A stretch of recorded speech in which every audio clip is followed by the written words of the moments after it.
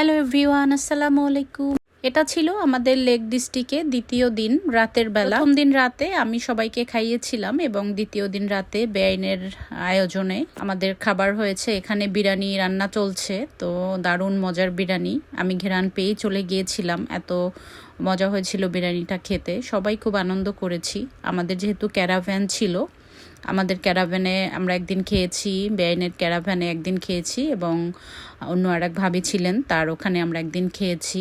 তো বিরিয়ানিটা বেশ লোভনীয় এবং খেতেও অনেক মজা হয়েছিল। আমরা সবই খেয়ে শেষ করে ফেলেছিলাম এবং অনেক সময় ওখানে বসে অনেক গল্প করেছি। বিরিয়ানির সাথে আরও অনেক কিছু ছিল, চিংড়ি মাছ ছিল, কাবাব ছিল, সালাদ ছিল। তো আমরা অনেক আনন্দ করেছি ওখানে। বাচ্চারাও বিশেষ করে ওরা বেশি আনন্দ করেছে। একটা ঘরের মধ্যে ওখানে অনেক মজা করেছে। আসলে একসাথে মিলে এভাবে গেলে আসলে অনেক মজা পাওয়া যায়, অনেক ভালো লাগে।